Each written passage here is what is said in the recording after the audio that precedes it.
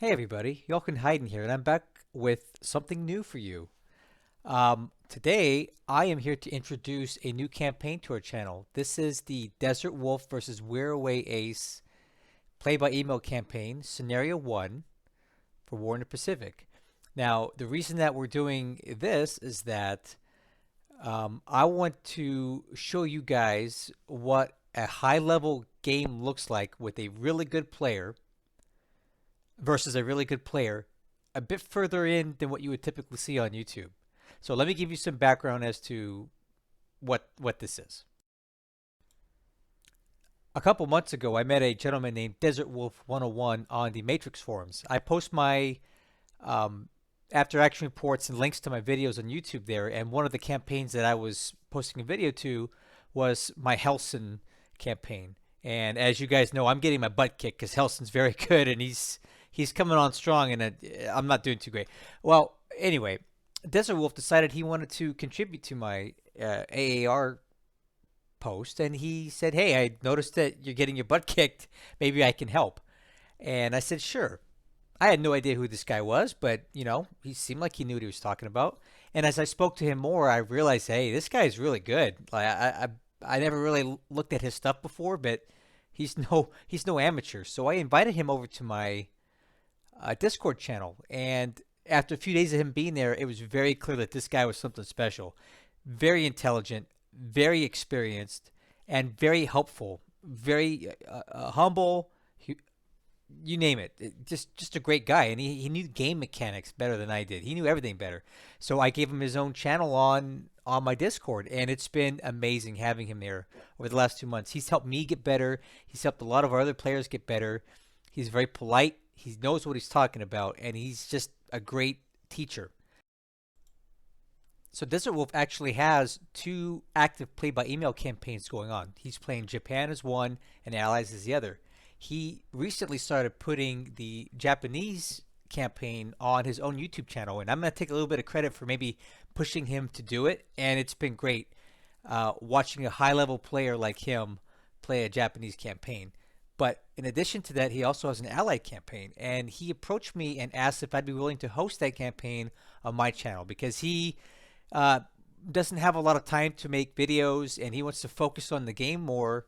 And I guess he likes the way I present stuff, so he asked me to do it. And of course, I said yes because why not? I want to have new stuff on the channel.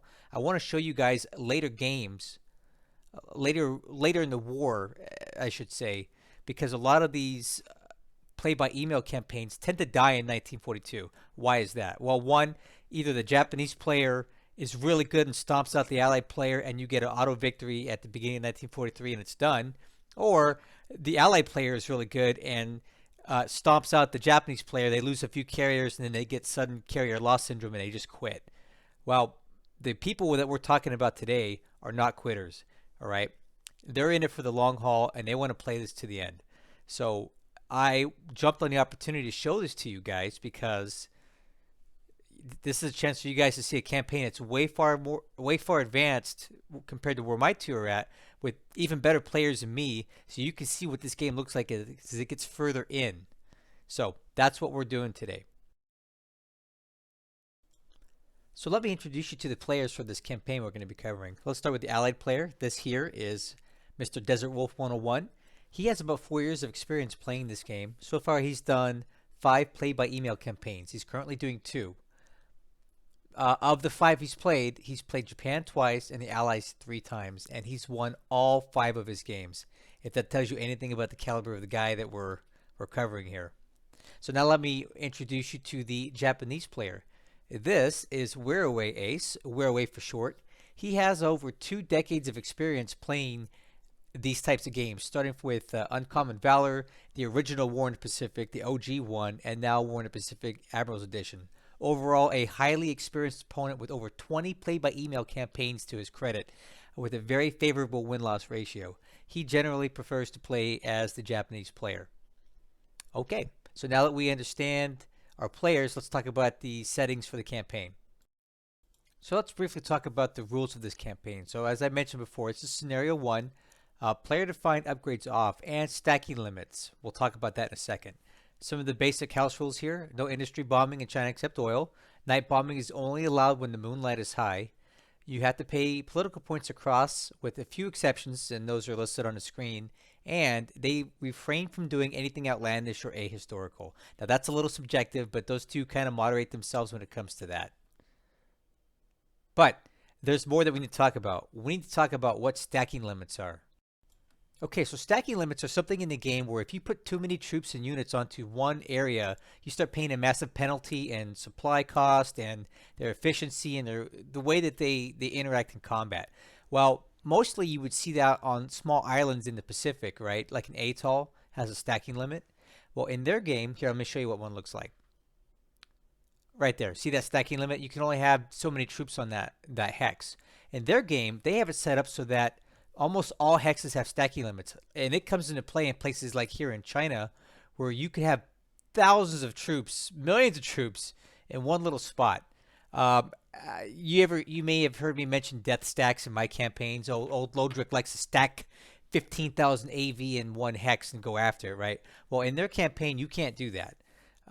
They have their hexes edited so that there's only so many troops that you can put in a hex per side before you completely start causing negative effects on their troops. And that's a special edit that they've done to their game, but it keeps you from having these massive death stacks that I'm always complaining about. And it forces you to be a little bit smarter about how you compose your troops, prep the attack, soften up targets, maneuver. All those things come into play when you have stacking limits. For better or for worse, it forces you to do more with less.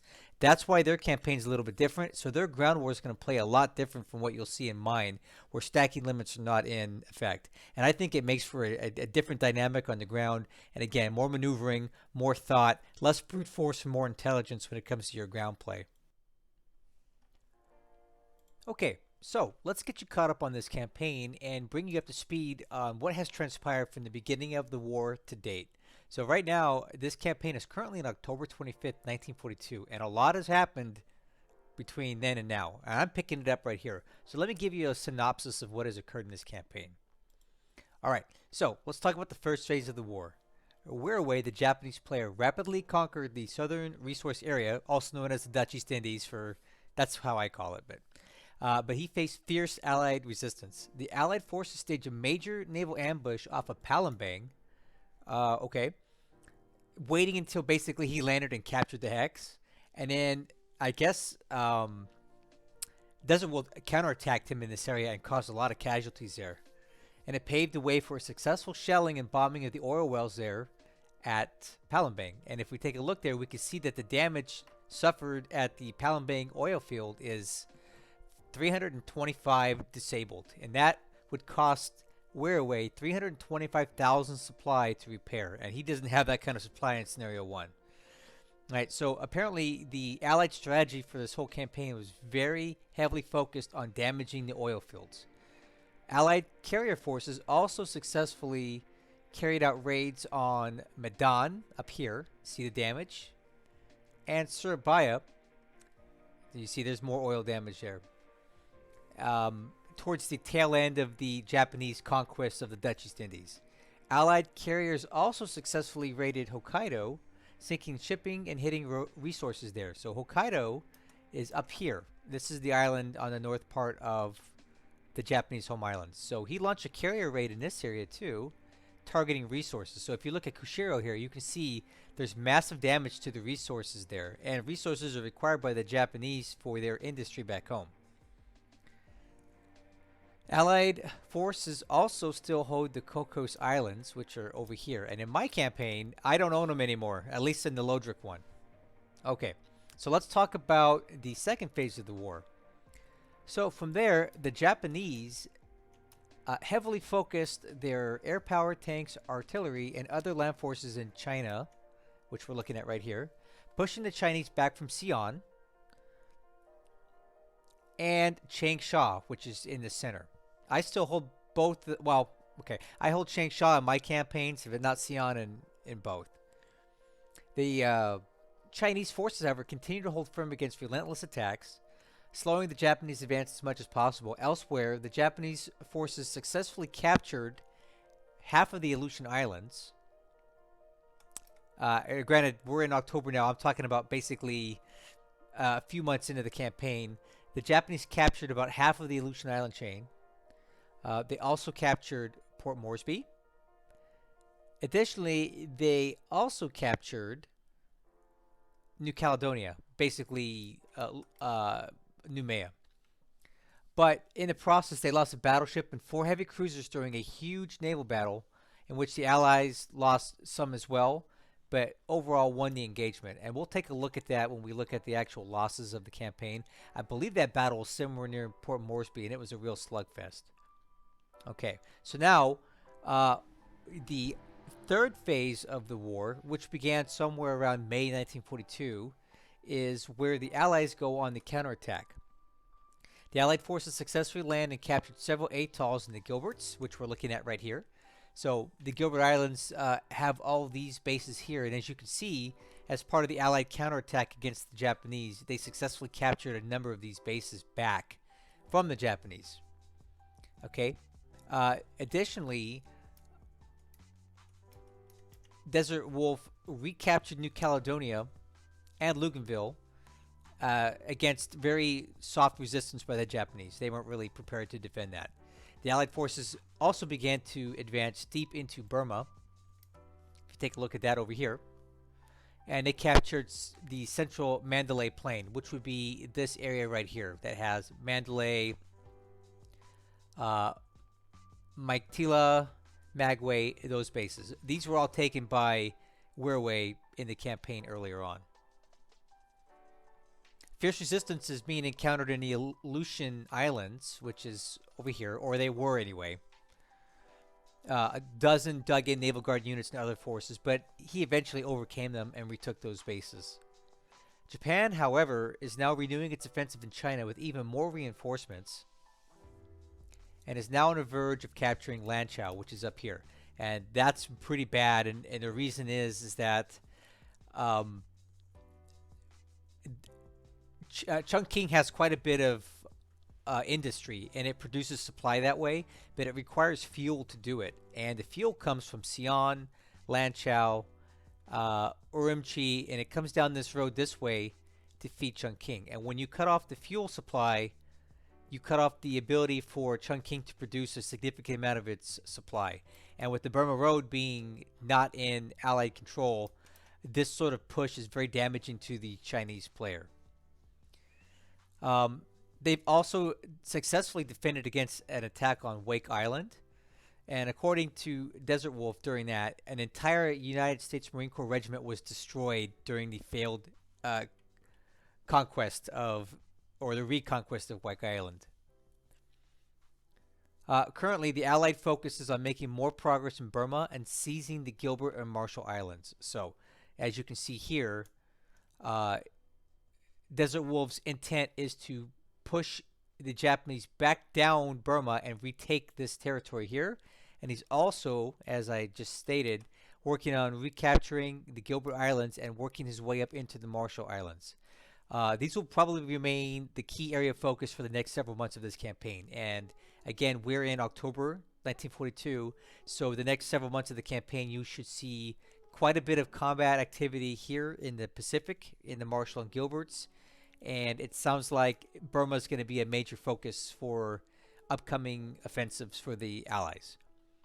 The overall objective is to keep pressure on the Japanese and force them to expand their, or expend rather, their critical resources, most notably fuel. Fighting at the edges of the Japanese Empire, and these are the edges right now. This is the furthest line of advance of the Japanese in this campaign. Basically from Port Blair all the way through Burma is as far as the Japanese have gotten on the northwest side of the map. If you're looking at this up-down, I know the world is round, but the map is flat. And also, the outer reaches of the empire are out here in the Marshall Islands, over here in the Solomon Islands, and they got a little bit of activity. They're holding on to a couple of little pieces in the Aleutians. So, per Desertwolf, that's going to be the focus, is to force Japan to burn fuel to defend these outer reaches from him. And hopefully, during that process, he will weaken the Japanese enough that he can start pushing in deeper into their more core possessions. All right. And once more reinforcements arrive in the coming months, especially like landing craft and the Essex class aircraft carriers, the plan is to push even deeper towards the home islands. So that is the basic synopsis of this campaign to date. And now I would like to take a look at the losses that both sides have incurred up to this point. Okay, so let's take a look at this intelligence report here. So as you can see, we are now in October 25th, 1942, and we're looking at the Allied side of things because that's who I'm working with.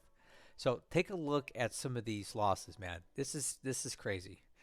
Okay, let's just start with some of these aircraft losses for this campaign. We're not going to look at today's because we'll start looking at daily losses next video. Look at some of these losses that the Japanese player has taken. Almost 500 Oscars, 340 zeros. Look at these bombers. Yeah, take a good look at these losses here. I'm going to scroll down slowly so you guys can kind of just get a look at some of the losses that have been incurred by both sides here. All right, so total losses for this campaign are 2,000 aircraft for the Allies and 2,600 for the Japanese. And I think that's pretty impressive that the Japanese player is now on the losing end of that statistic. Army loss points. This is more or less to be expected, right? 8,000 Allied versus 1,300 Japanese. This is very normal for 1942 campaign. The Japanese are supposed to do well here, and that checks basically what I would expect for a campaign at this rate. Now, this is something that I think is very noteworthy. The Allied ship sunk versus the Japanese ship sunk. In my campaigns, I am well past this number in my Lodra campaign. I'm in March of 1942, and I've lost way more ships than this. The Japanese have lost way less ships than this in my campaign. So this is goes to show you about the skill of Desert Wolf, that he's able to preserve so many ships this deep into a campaign when I've lost like 1.5 times as many 6 months prior than where he's at right now. That's impressive. What I want to do now is take a look at the some of the ships that were actually sunk per side. So let's start with the Allied ships. I'm going to sort this by type. So we'll start from the least important stuff like AKLs. I'm just going to scroll through this kind of quick so you can just get a look at all the different ships that were sunk. It's not uncommon to lose a lot of these light ships like this early in the campaign. These are light cargo ships. AKs, it's not unheard of to lose a fair amount of those, although I feel like I've lost more than these than he has. APs, again, this is a surprisingly low amount of troop ships lost in this campaign. I have lost 5 times as many in my campaign already. Desert Wolf is very good at preserving ships. I'm really shocked by this. This deep in the campaign, I only lost 8 troop ships. Incredible.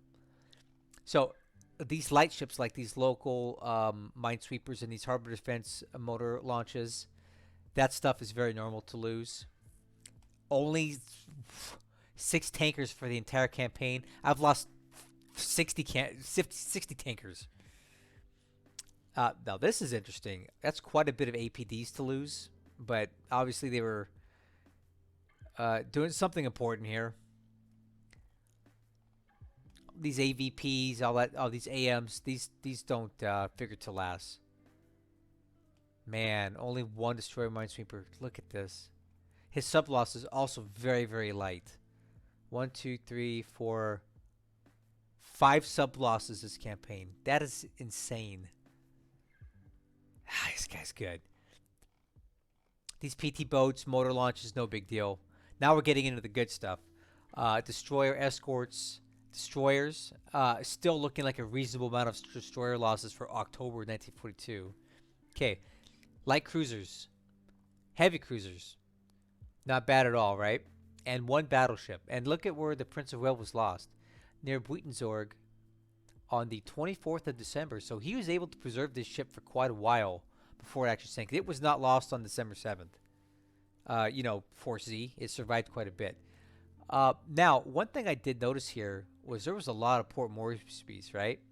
So it looks like the 19th and the 20th was that big battle that we were talking about. So let's look at the sunk date. Remember how when I was giving you the synopsis, I told you that there was a big battle where a lot of ships were lost. I believe that to have been a battle at Port Moresby. So on this, basically 1 day, 1 to 2 days here, the Allies lost multiple light cruisers, a heavy cruiser, and a bunch of destroyers. All right. Now I'll be interested to see the Japanese side of this, but that's basically a massive naval battle to lose that many ships at once. Let's look at the Japanese side of this. So they've lost left ships overall, but let's look at the type that they've lost. Starting with a lot of AKLs, like that's quite normal. AKs, again, normal. About an equal amount of APs as he has, which is pretty good considering all of the places that they have to invade, right? Only 2 tankers, that's really good. A few APDs, no big deal. Some cruiser mine layers, some DMSs. This is all normal stuff. The amount of sub losses he's incurred is also very impressive. Basically, let's see, 5 midget subs and 1, 2, 3, 4, 5 regular fleet boats. Oh, I should say fleet boats. Those rowboats aren't that big, but really impressive submarine losses here for both sides. These patrol boats have taken a bit of a beating, but those don't figure to last anyway. They're kind of throwaway ships. You can convert a lot of stuff into patrol boats, so that doesn't really say much. What does say a lot is the amount of destroyers that he's lost so far. This is a lot of destroyers to lose so far in this campaign at October, in my opinion, because the Japanese don't get a lot more destroyers during the rest of this war. I think they get like 30 to 40 more destroyers for the entire war, more than what they started with. The Allies get hundreds more. So to lose this many right now doesn't look too good. Looks like he's got 2 light cruisers lost. Again, the Tama and the Kinu aren't exactly like frontline cruisers to begin with. No big deal. But these are big losses here. The Haguro, the Chokai, Chikuma, Tone. These are big boys. And you don't want to be losing these too early because you don't really get any more. And here is the Fuso that the battleship that the Japanese lost during this campaign. It was the Fuso. And again, let's take a look at the sunk by date to look at that big battle at Port Moresby that they had. So what was the date? It was basically March 19th, right? There it is. So all these ships were more or less lost around there. So the Haguro, Chokai, Chikuma, Tone were all lost in that battle at Port Moresby. One of those destroyers was lost. And I also believe where's that guy at? I'm going to find him the battleship. Okay. So it looks like follow-on damage from the next day after the Fuso sank after that combat, and another destroyer. So obviously he traded less ships, but the ships that he lost during that battle were more important. So that's why we're calling it an Allied win there near Port Moresby, and that's down here, of course. So they had a big old battle over here back in May, or March rather. Okay, so yeah, so that's the intel for this campaign, and that brings you up to date all the losses that they've incurred. Right now, the Japanese are still in the lead here, 20,000 to 12,000, which is about 1.65 to 1 ratio. Unfortunately for Wearaway, Desertwolf is in no danger of getting auto-victoried in this campaign.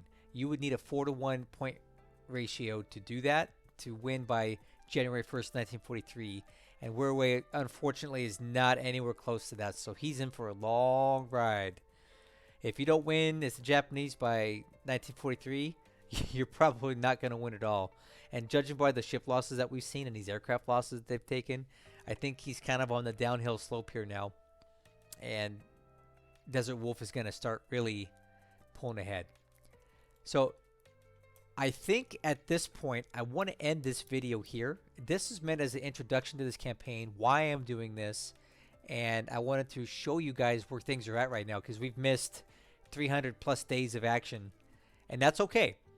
So what I'm going to do in the video description of this video that I'm posting here is give you the links to both Wearaway's and Desert Wolf's AAR on the Matrix forum. So if you'd like to do some additional reading, you're welcome to do that for both sides. You can read the Japanese one and the Allied one and fill in all the blanks for the day-to-day stuff.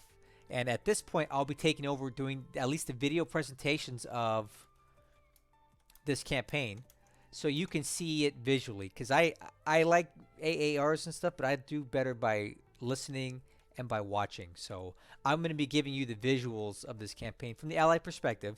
And one of the cool things about this is that I'm not really going to be talking to Desert Wolf too much about what his plans are and asking him a lot of details. I kind of want to look at this from a third-party perspective and just show you the action and go over the basic stuff and talk about what I think he's doing without digging in too deep, because I don't want him to tell me anything. I want to look at the map and just see what you see, and let's see if we can figure out what he's trying to do, and we'll see how close we get, you know.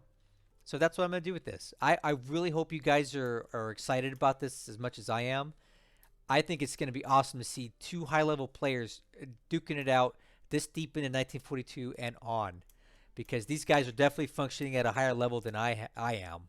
So not that I don't want you watching my campaign, but I want to give you something else to keep you excited as well, so you can see what this game looks like as you get deeper and deeper and deeper into it, because I've got quite a way to go in mine before I'm ready to get to this point. So thank you for supporting my channel. Thank you for supporting Desert Wolf.